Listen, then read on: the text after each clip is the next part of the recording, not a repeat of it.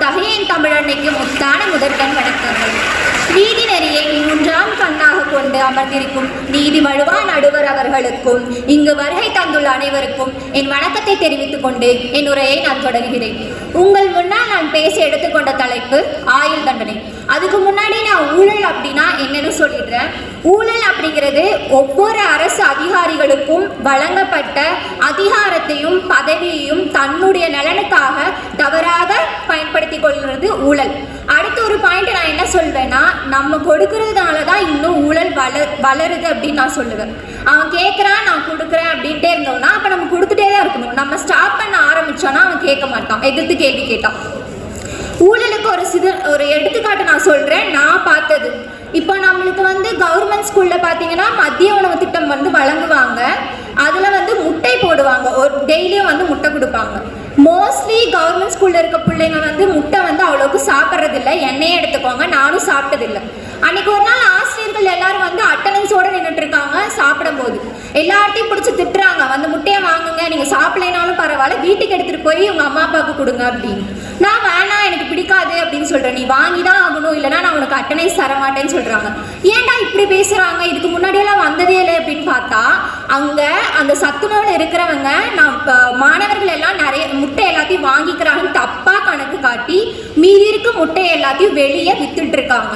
இப்படி நம்மளுக்கு வழங்குற சலுகைகளையும் ஊழல் நடக்குது.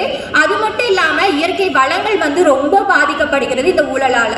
இப்போ கல்குவாரி அமைக்கிறாங்கன்னா அதுக்கான ஒரு வழிமுறைகள் அப்படின்னு சொல்லிட்டு இருக்கு. 300 மீட்டர் 300 மீட்டர் சுற்றி எந்த கல்குவாரியும் அமைக்கக்கூடாது. அந்தபடி அமைக்கிறாங்க அப்படின்னா அது கிடையவே கிடையாது. இந்த பக்கம் கையில் காசை வாங்கிட்டு நீ அமைச்சுக்கோ அப்படின்னு சொல்லி அசால்ட்டாக விட்டுறாங்க. அதுக்கப்புறம் ஏற்படுற சேதம்லாம் நம்மளுக்கு தான் ரொம்ப பெரிய பாதிப்பு தருது. இப்போ நான் ஏன் ஆயுள் தண்டனை வேணும் அப்படின்னு சொல்கிறேன்னா, ஆயுள் தண்டனையில் அவனுக்கு ஒரு வாய்ப்பு வழங்கப்படுகிறது. எப்படின்னு கேட்டிங்கன்னா, ஒரு மனுஷன் தப்பு பண்ணிட்டானா அந்த தப்புலேருந்து திருந்தி வர்றதுக்கு அவனுக்கு ஒரு வாய்ப்பு கிடைக்கும். அந்த வாய்ப்பாக நான் ஆயுள் தண்டனையை பார்க்குறேன். ஆயுள் தண்டனை அப்படிங்கிறது எல்லாம் வெளியில் வந்துடலாம், வேற ஒருத்தர் மேலே பழிய தூக்கி போட்டு வந்துடலாம் அப்படின்னு சொல்கிறாங்க. எந்த தண்டனையை எடுத்துட்டாலும் அதுலேயும் ஒரு ஊழல் ஏற்படுகிறது. நான் என்ன சொல்வேன்னா, ஆயுள் தண்டனையை இன்னும் கொஞ்சம் அதிகமாக நல்லா ஸ்ட்ராங்காக தண்டனையாக மாற்றணும். ஆயுள் தண்டனையில் அவன் உள்ளே போகும்போது நிறைய கற்றுக்குவான். 1000 பேர் திருந்த வேண்டாம், ஒருத்தர் திருந்தட்டும். அந்த ஒருத்தனுக்கு ஒரு இது வரும், நம்ம ஒரு பதவியில் இருந்தோம், அந்த பதவி திமிருனால நம்ம ஊழல் செஞ்சோம், இப்படி நம்ம இங்கே உட்காந்துருக்கோம், அதே தான் நம்ம பிள்ளைக்கும் வரும். நம்மளை பார்த்து தான் நம்ம பிள்ளையும் பழகுவான். இங்கிருந்து நம்ம போய் அவனுக்கு நல்லது சொல்லி கொடுப்போம் அப்படின்னு அந்த ஒருத்தனுக்கு தெரிஞ்சா போதும். 1000 பேர்த்துக்கு தெரியணும்னு அவசியமே கிடையாது. இப்போ பணி நீக்கம் சொன்னாங்க, அவங்க உடனடியாக பணி நீக்கம் செய்ய வேண்டும் அப்படின்னு சொல்லிட்டு பணி நீக்கம் செஞ்சுட்டா மட்டும் ஊழல் குறைஞ்சிடுமா அப்படின்னா அது ஒரு கேள்விக்குறியாக நிற்குது. அரசு வேலைக்கு தான் அவங்க போக முடியாது, ஆனால் தானாக ஒரு வேலையை செஞ்சு அதிலிருந்து ஊழல் செய்யலாம், ஊழல் வளரதான் செய்யும். பணி நீக்கம் அப்படிங்கிறது இதுக்கு ஒரு தண்டனையாகவே இருக்காதுன்னு நான் சொல்லுவேன். அடுத்து மரண தண்டனை. இதுக்கு ஒரு கவிதை சொல்கிறேன்.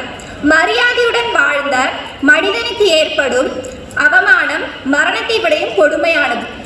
இப்போ எல்லாரும் படத்தில் பார்த்துருப்பீங்க.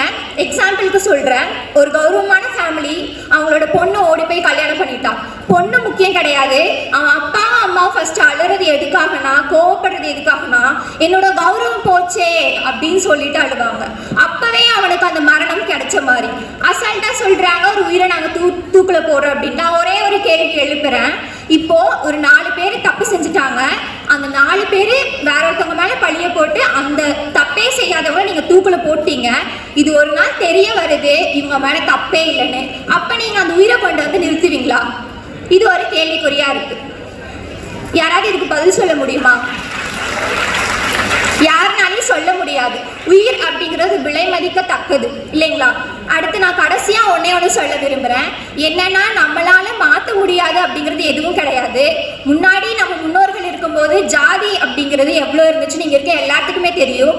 ஆனால் கொஞ்சம் கொஞ்சமாக நம்ம எல்லாரும் மாற்றி இப்போ எல்லாரும் ஒரே இடத்துல உட்காந்துருக்கோம். அதே மாதிரி தான் ஊழலும்.